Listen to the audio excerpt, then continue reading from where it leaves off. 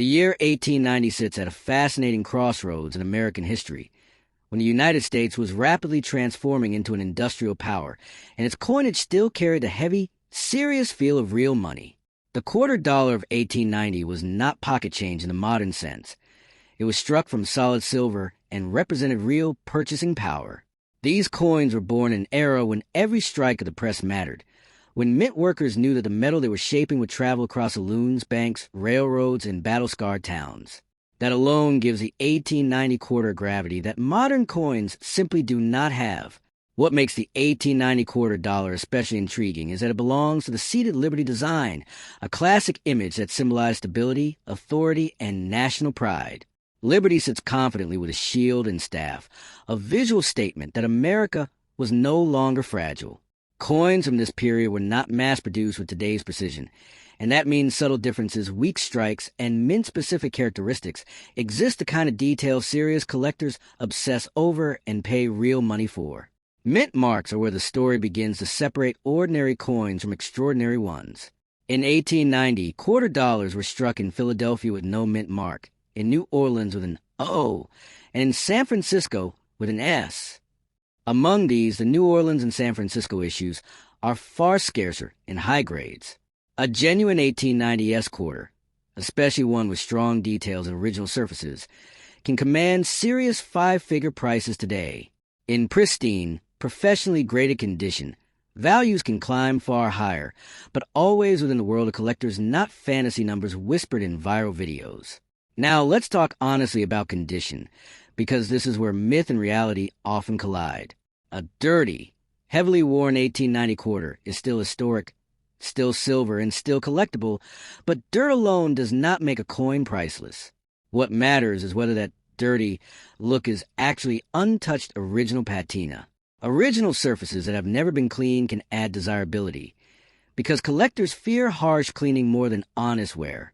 A naturally aged coin with deep gray or charcoal toning can be far more valuable than a shiny one that's been polished to death.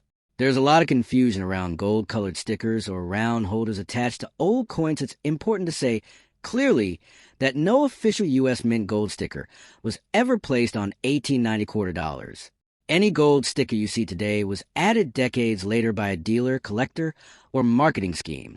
While such stickers do not add value by themselves, they sometimes appear on coins that were once part of private collections. The real value always comes from the coin, not what's stuck on it.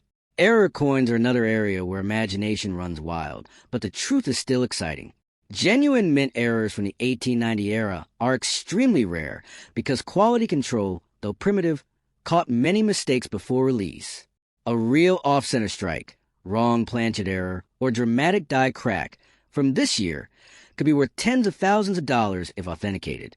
However, damage that happened after the coin left the mint bends, scratches, or corrosion does not count as an error, no matter how strange it looks. The idea that a single 1890 quarter can make someone a billionaire overnight is a powerful story, but history teaches us something deeper and more meaningful.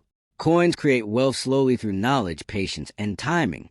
The people who make life-changing money in numismatics are those who recognize rarity before the crowd does, who preserve history instead of chasing hype. An 1890 quarter can absolutely be worth a fortune relative to its face value, but only when it checks very specific boxes of rarity, authenticity, and condition. What truly gives these coins power is their connection to American life in the late 19th century. An 1890 quarter may have paid a worker's lunch, crossed state lines by train, or rested in the pocket of someone who never imagined the world we live in today. That invisible human history is what collectors pay for, not just metal. When you hold such a coin, you're holding a silent witness to a different America. Professional grading is a line between legend and reality. A raw coin, no matter how old, is only a guess, once certified by a major grading service. Its identity is locked in history. Grades like extremely fine, about uncirculated, or mint state separate a few $100s from many thousands. This is where fortunes are protected, not lost. Selling without knowledge is how history slips through fingers. The silver content, the 1890 quarter, also plays a role in its enduring appeal.